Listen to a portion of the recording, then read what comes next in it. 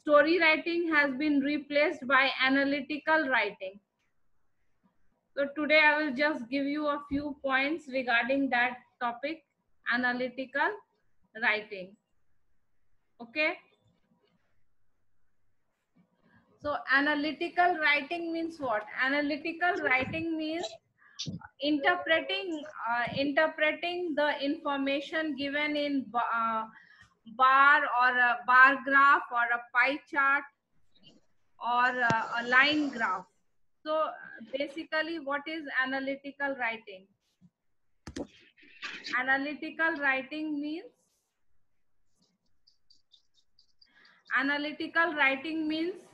interpreting the information. Analytical writing means interpreting the information that is given. Can you hear me, all of you? Hello. Yes, ma'am. Yes, ma'am. So analytical writing means interpreting the information. जो भी तुम्हारा pie chart या bar graph या line graph, उसमें जो information दिया हुआ है वो तुमको पैराग्राफ फॉर्म में लिखना है. That is analytical writing. तो एनालिटिकल राइटिंग के लिए हमेशा तुमको कोई एक चीज दिया रहेगा.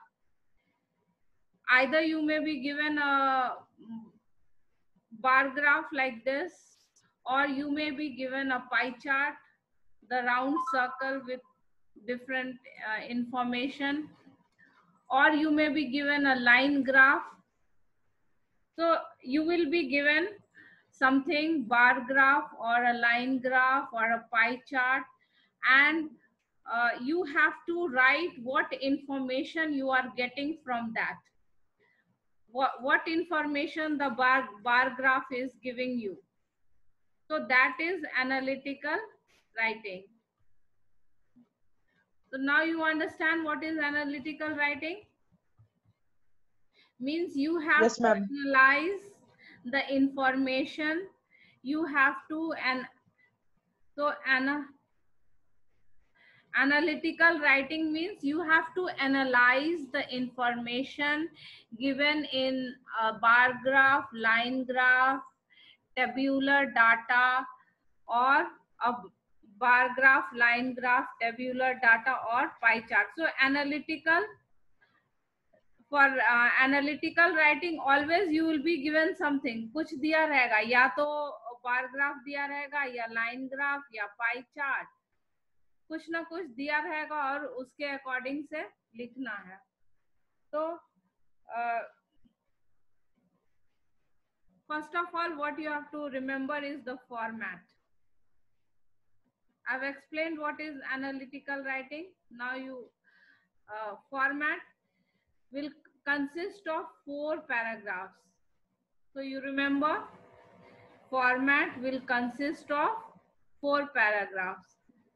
If you get any analytical writing, या लाइन ग्राफ आए, बार ग्राफ आए, पाई चार्ट आए, कुछ भी आए, तो लेकिन उसको लिखना है 4 paragraphs में. Is it clear? Now, what will you write in the first paragraph? First paragraph will be your introduction.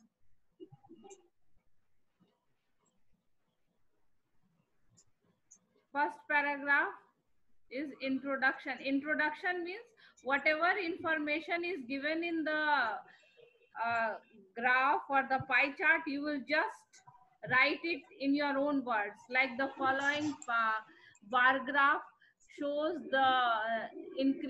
shows the number of men and women who got admitted in universities between the year 1900 to 1910. You will get a time period. If it is a bar graph, you will get a time period कि इससे इसके बीच में क्या क्या बदलाव आए. So in the first paragraph you will just write your introduction. Then second paragraph, Detail. no, second paragraph is the body paragraph.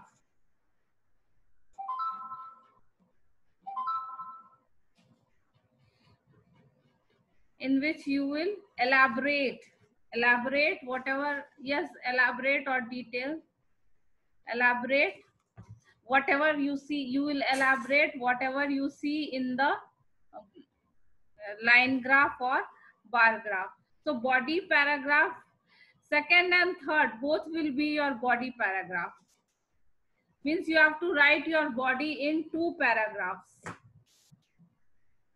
Then in the fourth paragraph will be conclusion or overview. So second and third will be the body paragraph, and the fourth paragraph it will be conclusion or overview. Means in this you have to write your own opinion of what you see in the graph. You have to sum up in your summarize the information, not your own. I mean, body paragraph we write in detail. Which paragraph? In body paragraph. No, I'm little bit confused. Detail 5 marks. अभी जो है ये analytical writing, how much mark it carries? 5 marks. So you have to write this. You have to write it in 100 to 120 words. Is it clear? What will be the word limit? बहुत लंबा नहीं लिखना है. It's easy. Why? Because you have to write it in, the word limit is 100 to 120 words. So no need to write details. Just what you see in the graph. Graph में क्या trend दिख रहा है, क्या बढ़ रहा है, क्या घट रहा है, क्या जो है constant रह रहा है. अगर कभी दो चीज है तो कंपैरिजन. कभी कभी क्या है कि एक ही पाई चार्ट दिया रहेगा तो उसमें कंपैरिजन नहीं करना है, उसमें बस लिखना है कितना परसेंटेज का क्या है. कभी कभी दो पाई चार्ट दिया रहेगा तो उसमें तुमको कंपैरिजन करना होगा. तो you understand now you understand the format and the word limit. Yes, ma'am. Okay, analytical writing will be of 5 marks, so you don't have to write lengthy things, just 5 marks. In the first paragraph you'll write your introduction कि bar graph या line chart दिखा क्या रहा है, overall वो दिखा क्या रहा है, किस चीज के बारे में है वो. How the bar graph below shows the leisure time, how teenagers spend their leisure time, how leisure time is spent by the teenagers nowadays. ये हो सकता है. तो I will you see the example, then it will be more clear. Ma'am example एक दिखा दीजिए. हाँ, example दिखा दे. और तुम लोग कुछ वोकैबुलरी यूज कर सकते हो. अगर कंपैरिजंस है, अगर कंपैरिजन करना है तो कुछ वोकैबुलरी इस तरह यूज कर सकते हो. अगर कोई चीज बढ़ रहा है तो स्टीप राइज, इंक्रीज, थोड़ा बढ़ रहा है तो मार्जिनल इंक्रीज, या कोई चीज घट रहा है तो उसको डिक्रीज, डिक्लाइन, ये यूज कर सकते हो. या कोई चीज जो है वो बदल नहीं रहा है तो remains constant.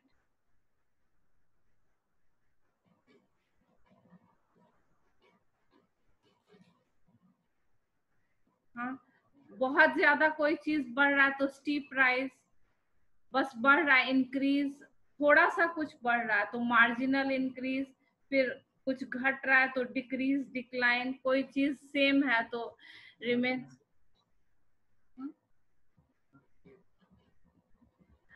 So vocabulary I will tell you more details. So first let us see an example. It will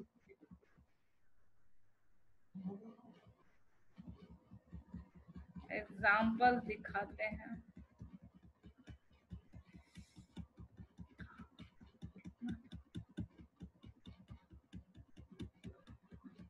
देखो, the bar chart below shows the number of men and women. Can my screen is visible to all of you?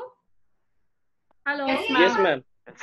Yes, ma'am. Example will make it more clear, but just you understand the format that you have to write it in 4 paragraphs. In the first paragraph, introduction, जैसे कि तुम यहाँ देख सकते हो exam question, the bar chart below shows the number of men and women studying engineering at Australian universities. So horizontal and vertical line is there. तो vertical में क्या है, number of students studying engineering number है, और horizontal में year है। तो vertical में नंबर है और हॉरिजॉन्टल में ईयर है, मतलब 1992 से 2012 तक। तो 10 साल के बीच जो है क्या क्या चेंज हुआ है, 10 साल के बीच मेन एंड वुमेन का कितना परसेंटेज जो है वो यूनिवर्सिटी में पढ़ने गए, ये दिखा रहा है ये bar chart. The bar chart below shows the number of men and women. As you can see 2 blocks are there. Men को किस से दिखाया गया है, मेन को किस कलर से दिखाया गया बताओ? Blue. ब्लू से। Blue. वुमेन को रेड से। Red. ये Red. वर्टिकल लाइन में जो है नंबर दिखाया गया है 2000, 4000। तो जैसे कि 1992 में हम देख सकते हैं बहुत कम लेडीज जो है वो यूनिवर्सिटीज में पढ़ने गई। 2000 है वुमेन है, और मेल का जो है बहुत ज्यादा नंबर है 14,000। 2002 में जो है बढ़ा है वुमेन का, कहाँ आ गया हमारा 4,000 पे आ गया, और मेन का ये वुमेन का 1992 से 2002 के बीच जो है बढ़ा है क्या, यहाँ देख सकते हैं। यहाँ पर जो है 2000 था, यहाँ बढ़ के वो ज्यादा हुआ है, लेकिन वो मेन का जो है वो घटा है। तो from 14,000 it has come to 1,200. So what is the change between 1992 to 2002?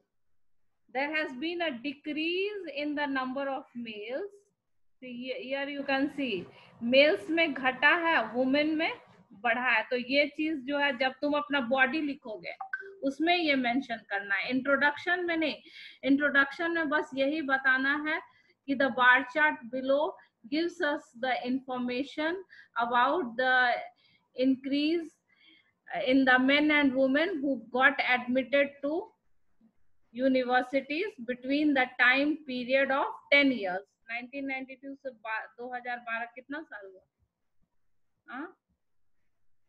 देखो इंट्रोडक्शन कैसे लिखना है, ये पहला जो है ये है तुम्हारा इंट्रोडक्शन, ये तुम्हारा है इंट्रोडक्शन पहला paragraph. The bar chart illustrates the number of shows के बदले इलस्ट्रेट्स लिख सकते हो, that is a better word. The bar chart ये तो कॉमन तुम सब चीज में ये वोकैबुलरी यूज कर सकते हो, illustrates. The bar chart illustrates the number of men and women studying engineering at Australian universities between the years 1992 and 2000 at 10-year intervals. तो यहाँ intervals of 10 years 1992 से 2002 तक का दिया हुआ है, फिर और 10 साल 20 साल का दिया हुआ है। It can be seen now this is the body, this one is the body. It can be seen that the number of male students fell slightly. Male में जो है स्लाइट गिरावट आया था, हमारा लाइन नीचे चला गया, वो कहाँ था, ये 1400 से 1200 आया, तो कम ही हुआ। तो fell slightly from 14,000 in 1992 to 12,000 in 202 and then remained level। उसके बाद जो है जब वो 1400 चला गया तो उसके बाद का 10 साल में वो एक ही है ना, तो then remained level। अगले 10 साल में बहुत ज्यादा चेंज नहीं हुआ through the following decade। Decade means 10 years। So in the first 10 years what happened? In the males there was a slight decline, बहुत ज्यादा नहीं, 1400 से 1200 हुआ, वो बहुत ज्यादा नहीं, तो fell slightly। or you can write there was a slight decline from 14,000 in, you can mention the exact numbers, and then remained level through the following decade. The number of female students is relatively low. So this also you have to mention that the number of females was relatively low. अगर देखें तो तीनों साल में females कम ही हैं. Overview में उसको लिख सकते हो लास्ट पैरा में कि वुमेन का जो है पूरे टाइम जो है कम ही रहा. The number of female students is relatively low starting at 2000 in 1992. However, while the number of men, हम इसमें फॉर्मेट नहीं लिखेंगे. क्या हम फॉर्मेट नहीं लिखेंगे. फॉर्मेट तो ये बताए ना कि 2 पैरा में है ना, देखो बस यही फॉर्मेट है, ऊपर में एड्रेस वैसे कुछ नहीं लिखना है. नहीं वो सब नहीं लिखना है. इंट्रोडक्शन बॉडी वो सब तुमको लिखना नहीं है. वो हम तुमको बताए कि ये इंट्रोडक्शन हुआ और बॉडी को 2 पैराग्राफ में लिखना है. वो you don't have to write. Format कैसे बताइए? हाँ क्या मैम ये एक फॉर्मेट है, एड्रेस नहीं लिखना है. एड्रेस क्यों लिखना है? ये एनालिटिकल राइटिंग है. ये लेटर नहीं है. This is not a letter, this is a writing. कि तुम्हारे सामने एक ग्राफ है, ग्राफ में तुमको जो डाटा दिख रहा है उसको तुमको अपने वर्ड्स में लिखना है. डाटा में क्या बढ़ा, sorry data is given and what has increased, what has decreased. This is not a letter. First you understand what is analytical writing. Graph की जगह कुछ और भी हो सकता है. हाँ, ग्राफ के जगह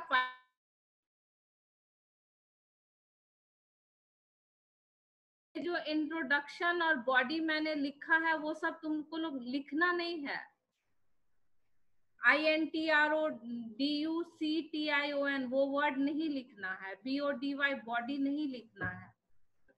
That was for understanding, to make you understand that in the introduction means you will just introduce what the bar graph is showing, what change it is showing, and in what is the time period. Here it is between 1992 to 2012 at 10-year intervals. Shikha, did you understand? Is it clear to you now? Hello? Yes ma'am. ये letter ये bar graph है. ये bar graph में तुम क्या समझ रही हो इस बार ग्राफ के से? ये है मेन एंड वुमेन जो इंजीनियरिंग जो है 10 साल में जो है कितने बढ़े, कितने ज्यादा मेन इंजीनियरिंग में एडमिशन लिए और कितनी ज्यादा वुमेन ली या कम ली, वो है. ये लेटर नहीं है. ये है कि बार ग्राफ में जो भी इंफॉर्मेशन दिया हुआ है उसको पैराग्राफ फॉर्म में हमको लिखना है. क्या बढ़ा, क्या घटा, क्या कांस्टेंट रहा. इसमें प्रैक्टिस की जरूरत है. नया चीज है और कुछ नहीं है, कोई मुश्किल भी नहीं है. Anyone wants to ask anything? Hello? Hello? No ma'am. Okay, so it's clear to you. In the first paragraph is your introduction. In introduction you will write the time period and you will write what the bar graph is basically about. Just as you can see, अच्छे से देख लो कैसे introduction लिखा हुआ है. The bar chart illustrates the number of men and women. Men and women block में दिया हुआ है, blue में men and red में women. The bar chart illustrates the number of men and women studying engineering at Australian universities between the years 1992 and 2000. ये आधा information तुम्हारा question में भी था. ये दो number of men and women studying engineering at Australian university. तो introduction paragraph तो तुमको question से ही मिल जाएगा और टाइम पीरियड तो लिखा हुआ ही होगा. So introduction you can just get it from the question, but don't just copy the same words. थोड़ा बहुत words change कर देना. Then अपना खुद से इंफॉर्मेशन कुछ नहीं देना है, बस जो उसमें दिया हुआ है वही लिखना है. Then what you can see in the bar graph you have to elaborate. So it can be seen that the number of male students fell slightly. क्या घटा, क्या बढ़ा, क्या constant रहा, overall क्या trend था. It can be seen that the number of male students fell slightly from 14,000 in 1992 to 12,000 in 2002. Line खींच के बताए थे कि कैसे देखो घटा है, ये घटा है, लेडीज का बढ़ा है 10 साल में, मेल का घटा है. उसके बाद 10 साल घटने के बाद फिर 10 साल में मेल्स का कांस्टेंट रहा, लेकिन 10 साल में फिर लेडीज का जो है वो बढ़ा है. तो लेडीज का लगातार बढ़ते रहा है. फिर यहाँ भी बढ़ गया, यहाँ पर 6,000 कितना, 6,000 से थोड़ा ज्यादा दिख रहा है. तो you can see, and then remained level through the following decade. The number of female students is relatively low. As you can see in the graph, blue कितना लंबा है और red जो है वो हमेशा से ही कम ही रहा है. वो बढ़ा है लेकिन फिर भी ओवरऑल वो कम ही रहा है. Is starting at 2000 in 1992. However, while the number of men decreased, the number of women increased. That we saw in 10 years. यहाँ बताए थे ये बढ़ा है और एक घटा है. रेड वाला थोड़ा बढ़ा, ब्लू वाला थोड़ा घटा 10 साल में, तो वो लिखना है इसमें. While the number of female students grew steadily by 2000 each decade.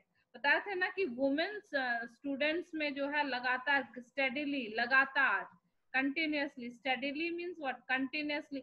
तो हम देख सकते हैं कि वुमेन स्टूडेंट्स का जो है बढ़ते रहा है. शुरू में बहुत कम था, वो धीरे धीरे बढ़ रहा है. This led to a rise in total number of engineering students from 16,000 to 18,000 in this period. तो बढ़ गया 16,000, 6,000 यहाँ है और 1200, तो कितना हो गया 18. वहां पर 4 और 12 है, तो 16,000 था और 2,000 लेडीज बढ़ी. मेन कांस्टेंट ही थे लेकिन 2,000 लेडीज तो बढ़ गई, तो ओवरऑल जो है वो बढ़ गए. 16,000 से 18,000 आ गए. क्यों आ गए? क्योंकि मेल कांस्टेंट थे लेकिन लेडीज का 2,000 बढ़ा participation. Men continue to make up the majority of the students. Ladies का constantly बढ़ रहा है, but if we see the overall view, what men continue to make up majority of students. However, the proportion of female students increased sharply in this period. In 1990, ये थोड़ा सा तुमने अपना ये लिख दिया. There was one woman. अगर उसको ये रेशियो फॉर्म में लिखें तो 1 woman to every 7 men, ये जो है रेशियो फॉर्म में थोड़ा सा ऐड कर दिया गया है. This had narrowed to 1 woman to every 2 men. यहाँ रेशियो था 1:7, 1:7 रेशियो था, यहाँ रेशियो आ गया 1:2. ओवरऑल देखो ये फिर हमारा conclusion, and you can see how one line is left between each of the paragraph. मैंने तुम्हें बताया था पैराग्राफ चेंज करने का, ये कि पूरा एक लाइन नया, तो अब ये नया फॉर्मेट. तो लास्ट में ओवरऑल है. We can see a clear upward trend in the overall. पूरे पैराग्राफ से तुमने क्या कंक्लूड किया कि लेडीज का पार्टिसिपेशन लगातार ही बढ़ रहा है. तो वो तुम अपने कंक्लूजन में लिखोगी कि clear upward trend in the number of, this is the upward trend. This you observe throughout कि 20 साल में लेडीज का पार्टिसिपेशन लगातार बढ़ते ही गया, while the number of male students seem to have leveled off. 10 साल में मेल स्टूडेंट्स का सेम था.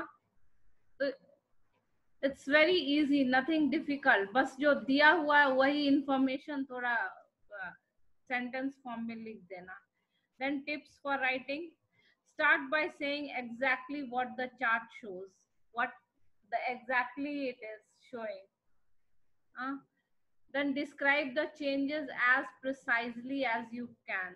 Precise means exact. Exactly as you can. Use data and numbers from the bar chart. Data numbers तो use हुआ है ना एकदम exact. जैसे देखो यहाँ पर जो है ये 2000 बढ़ा, 2000 बढ़ा, ये एग्जैक्ट डाटा है. ये 16,000 से 18,000 हुआ. तो यही है कि हम लोग को exact use data and numbers from the, as we have seen in the example, from the bar chart itself कितना exactly बढ़ा वो भी mention किया हुआ है 16,000 से.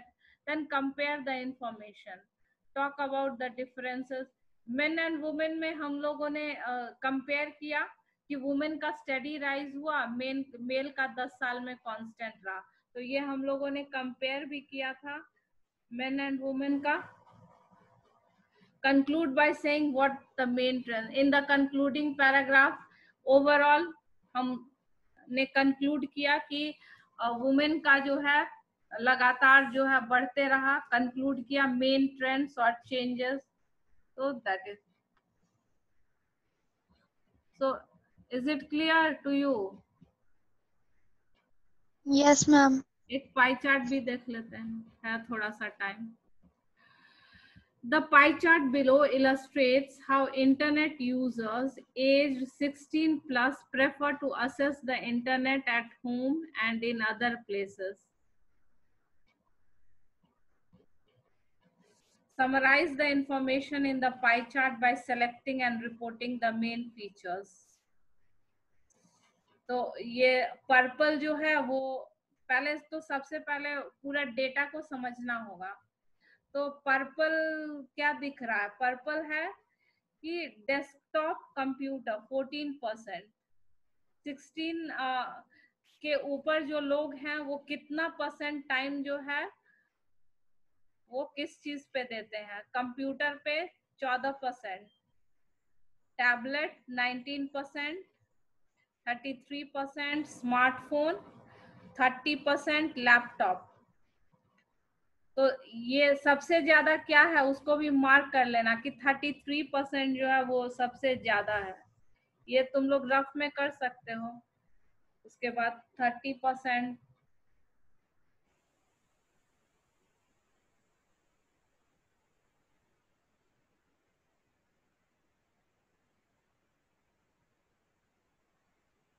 तो on which device. So this is basically about that how the teenagers, on which device the teenagers use the internet. Is it clear? Hello? Hello? Yes, ma'am. So Yes, ma'am. this pie chart is about internet connection has become very what you call cheap nowadays. So the time has also increased, the amount of time the teenagers give. So how the teenagers use the internet, किस device पे internet वो कितना time use करते हैं. तो 14% जो है वो कंप्यूटर या डेस्कटॉप पर इंटरनेट यूज करते हैं, 19% टैबलेट पे, 30% लैपटॉप पे यूज करते हैं और 33% सबसे ज्यादा इंटरनेट लोग किस पे अभी यूज कर रहे हैं? टीनेजर्स 33% सबसे ज्यादा है. हाँ, तो ये सब जो है तुम अपने दिमाग में एक रफ स्केच बना लेना कि सबसे ज्यादा जो है इंटरनेट यूज करते हैं टीनेजर्स अपने स्मार्टफोन पे, उससे कम जो है लैपटॉप पे, और तीसरा थर्ड नंबर पे हमारा टैबलेट आ रहा है और फोर्थ नंबर पे कंप्यूटर और अदर्स पे 4% है. तो this graph shows the results of a survey. एक सर्वे किया गया कि लोग इंटरनेट किस किस मतलब टीनेजर्स इंटरनेट किस किस डिवाइस पे यूज करते हैं. So this graph shows the results of a survey in which people aged 16 plus ये जो इंट्रोडक्टरी पैराग्राफ है वो तुमको आधा चीज क्वेश्चन से ही मिल जाएगा। हाँ, उसी से लिखना। एज 16 एंड ओवर, 16 प्लस दिया हुआ है तो उसको तुमने अपने वर्ड्स में लिखा। Were asked about their preferred devices for assessing the internet. तो टीनेजर्स से सर्वे लिया गया कि आप लोग जो है कितने समय किस डिवाइस पे इंटरनेट यूज करते हैं। The question refers to going online at home and in other places. Participants mention 4 main devices. तो 4% जो है वो दूसरे डिवाइस है, लेकिन मेन 4 क्या है? Main devices in their answers: a smartphone, a laptop, a tablet and a desktop computer. So I told you already कि सबसे हाईएस्ट और लोएस्ट मार्क कर लेना, वो लिखने में आसानी रहेगी। पेंसिल से ही क्वेश्चन पेपर पे मार्क कर सकते हो। From the pie chart, it is clear that the majority of participants prefer to use smartphones and laptop. Smartphone और लैपटॉप में बस 3% का अंतर था। 33 था एक और 30 था। तो prefer to use smartphones and laptops, which does with just 3% difference between the two. So nearly a third of participants prefer to go online with a smartphone. तो अगर हम पूरे 100 में उसको डिवाइड करें तो 33% कितना हुआ? जैसे पूरे जो हमारा पाई चार्ट का जो वैल्यूएशन है वो कितना है? 100 है और उसमें 30%, nearly a third of party, तो उसका 33% कितना हुआ? 33% हुआ 1/3। तो nearly a third of participants prefer to go online. 33% का और nearly a third of participants, 1/3 of participants prefer to go online with a smartphone. 30% like to use a laptop. You can see how easy it is. जो pie chart में दिया हुआ है उसको sentence form में तुमने लिख दिया है। 30%, so there is nothing, if even if it is new, it's very easy, but you practice at home 3 or 4 questions to be confident.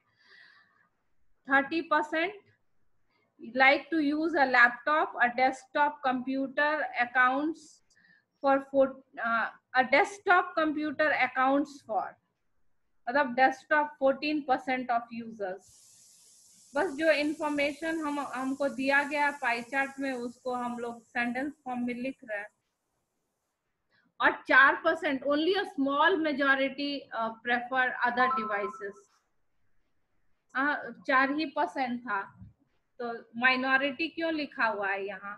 क्योंकि 100 में बस 4% था। Out of